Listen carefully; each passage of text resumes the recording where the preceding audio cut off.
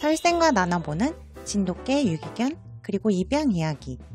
우리 터보 롤리의 수익 관상학 점수는 어떤가요, 선생님? 터보는 최고예요. 표정에서 느껴지는 안정감이 있어요. 불안이나 이런 게 얼굴에서 여기 뭐야? 막 이런 여기 좀 처음 와보는 곳인데 이런 게 전혀 눈빛이나 표정에서 느껴지지 않거든요. 정말 안정적인 친구. 롤리 같은 경우에는 들어오는 순간 딱 보였어요. 터보보다는 조금 호불호가 있겠구나. 약간 불안한 감정이나 싫어하는 거나 이런 게 조금은 있겠구나. 하지만 물지는 못하는 약간 그런 착한 아이 느낌. 그러니까 제가 봤을 때 터보는 약간 리더 기질도 있어요. 그냥 행동이나 이런 거 지금 그리고 얘기를 들어봤을 때 약간의 리더 기질이 있고, 이런 리더 기질이 있는 강아지와 롤리가 살다 보니까 롤리의 행동도 많이 좋아지는 것 같아요. 아기 강아지와 성견. 누가 더 입양 후 적응하기 쉬운가요?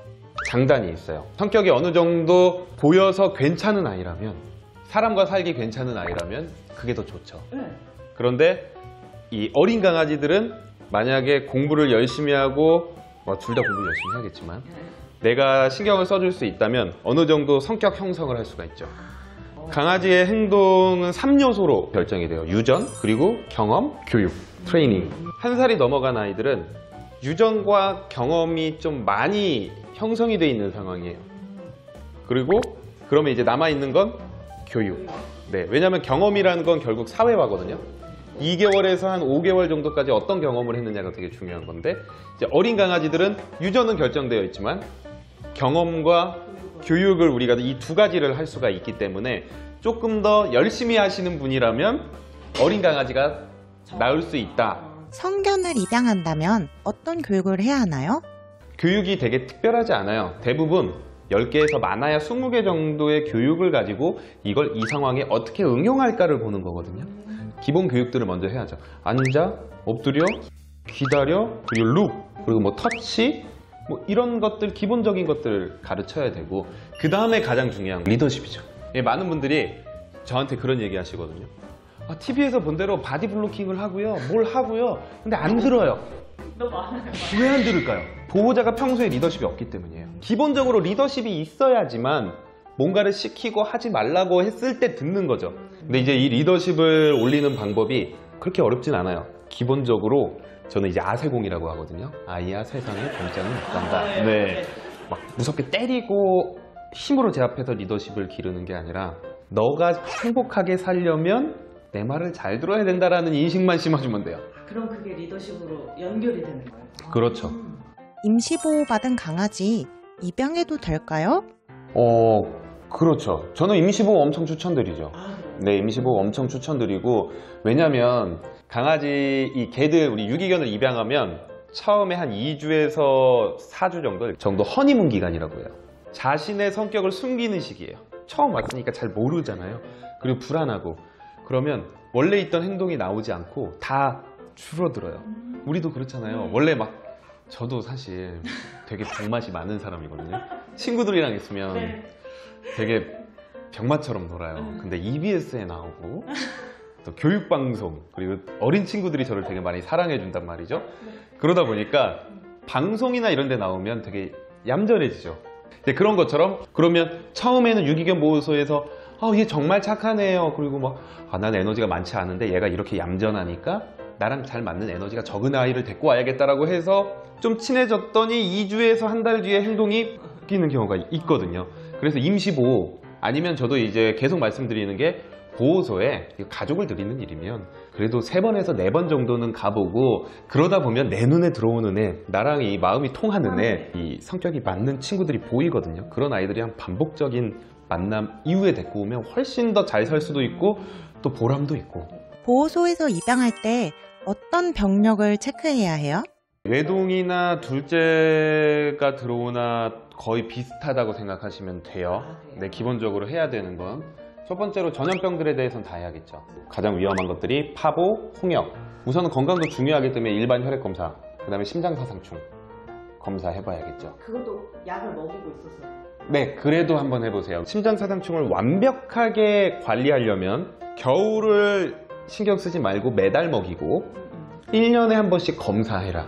그리고 이제 둘째가 있을 때, 둘째로 들어올 때 또 중요한 것 중에 하나가 피부병 중에 옵는 것들이 있어요. 가장 걱정되는 건 옴. 근데 이거는 데리고 오는 순간부터 알아요. 너무 간지러워요. 네, 격리해서 치료를 하고 오는 게 낫죠. 네. 그리고 요즘은 이 옴의 치료가 상당히 편해졌어요. 불치병 아니에요. 약 하나 먹으면 나요. 그리고 곰팡이성 질병들 중에 링웜이라는 게 있죠. 피부 사상균증. 네, 이게 면역력이 약해졌을 때 걸려요. 네, 이거는 인수공통전염병이에요.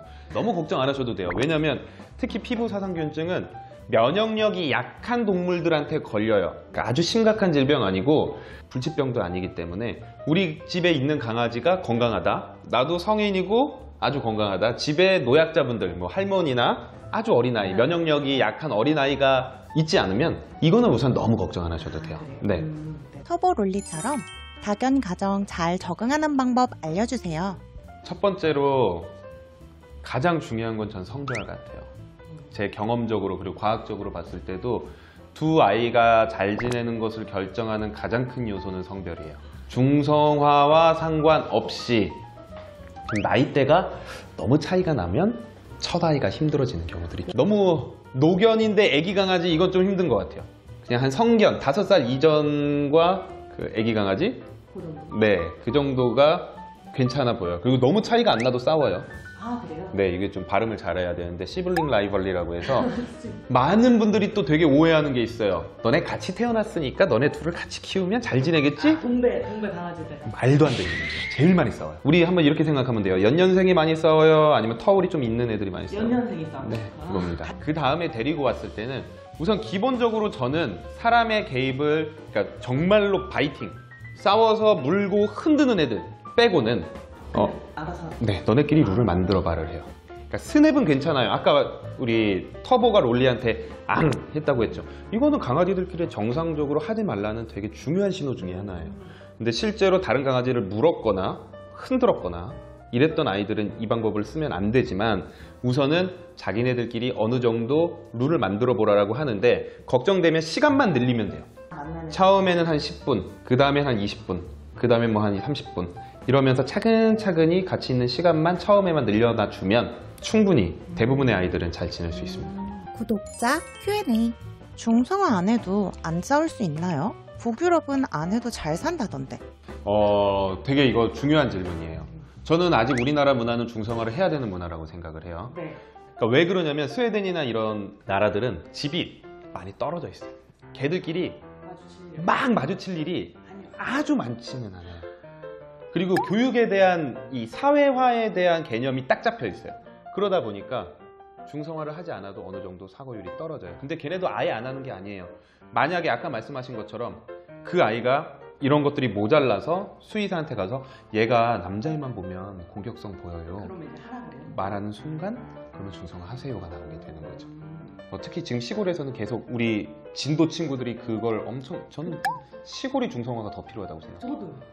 시골에서 할머니 할아버지들 중성화 시키지 않고 얘네들 줄 끊고 바로 옆에 집에 붙어있는 남자애 여자애 찾으러 가서 새끼 낳으면 얘네 또 뭐야 막 이러면서 막 또 아무렇게나 뭐 분양하고 얘네들이 또 새끼 낳고 하면서 계속 지금 군산 유기견 보호소 가면 입양 안 된 애들 다 진도예요.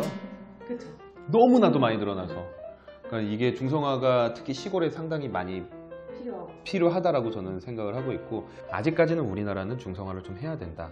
뭐 영국, 미국 뭐 이런 나라들처럼 중성화를 해야 되는데 뭐 그런 걸 꿈꾸죠. 우리도 뭐 스웨덴이나 이런 나중에는 중성화를 하지 않아도 아이들이 행복하게 그냥 잘 살 수 있는 그런 상황. 네.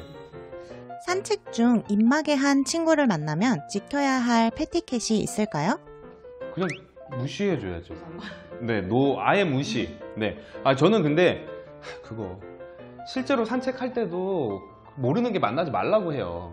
왜 우리 사람도 못하는 걸 걔들한테 자꾸 바라는 건지 모르겠는데 우리가 강남대로 지나가다가 갑자기 모르는 사람이랑 악수하고 냄새 맡고 막 이렇게 친하게 지낼 수는 없잖아요. 그냥 모르는 사람일 뿐이지. 근데 사람들은 보호자분들은 걔들은 걔들끼리 다 친해야 된다고 생각해요. 절대 그렇게 못하거든요. 친구랑 놀게 해주셔야지 모르는 걔랑 놀게 해주면 보호자 신뢰감도 떨어져 버려요. 난 무서워 죽겠는데 자꾸 친구 하면서 만나라고 하면 불안한 애들은 더 싫어하고 그때 문제 행동이 생기거든요. 저는 모르는 강아지랑은 만나게 하지 말라고 얘기하고, 저도 실제로 제가 산책을 할 때도 그렇고 저희 뭐 와이프가 산책을 할 때도 그렇고 모르는 개가 다가와도 만나지 말고 그냥 와 라고 얘기해요. 우리 개가 다칠 수도 있고 아니면 우리 개가 걔한테 피해를 줄 수도 있기 때문에 절대로 그렇게 하지 말라고요. 모르는 친구면 만나지 말아요. 네. 대형견도 긍정 강화 교육 가능한가요? 소형견만 가능하다고 들었어요. 어떻게 이게 뇌피셜이에요. 이게 내 뜻이 이게 뇌피셜이에요. 대형견이 훨씬 잘해요. 교육을 훨씬 잘해요. 그리고 식욕도 더 좋고. 그쵸. 네. 그러니까 칭찬을 통할 때 보상을 사용을 해야 되는데 대부분 이제 가장 편한 보상이 먹는 거잖아요. 대형견들이 훨씬 좋아요. 첫째는 얌전히, 둘째는 에너자이저라 적응에 애를 먹고 있어요. 잘 지내기 위해서 어떻게 해줘야 하나요? 첫째를 더 많이 챙기라는 건 처음에 데리고 왔을 때 아이들의 성격에 대한 얘네들끼리 어떻게 룰을 정할지 모를 때예요. 근데 오히려 둘째가 왔는데 얘가 더 센 경우가 있어요. 그러면은 둘째를 먼저 챙겨야 돼요. 네, 이게 되게 잘못된 게 강아지들끼리 룰을 만들 거예요. 강아지들끼리 이 개들끼리 막 뭐 싸우기도 하고 투닥투닥 하면서 룰을 만들어요. 그러면 뭐 A가 이렇게 있고 B가 이렇게 만들어졌어요. 왜냐면 개들끼리 서열을 만들 수 있으니까요. 이렇게 만들어져 있는데 보호자가 약한 아이를 챙기면 어떻게 되냐면 얘네는 누구 편 드는지 알아요. 그러면 이 약한 아이가 보호자 있을 때는 동맹을 형성해요. 그러면서 이렇게 돼요. 비슷하면 싸워요. 그래서 되게 이게 어떻게 보면 사람 입장에서는 좀 미안한 마음이지만 센 아이를 챙겨야 돼요. 얘네들끼리 만든 룰을 따라줘야 존중해줘야 돼요. 네. 진돗개와 유기견 친구들에 대해 좋은 이야기, 시간 나눠주신 설쌤 감사합니다.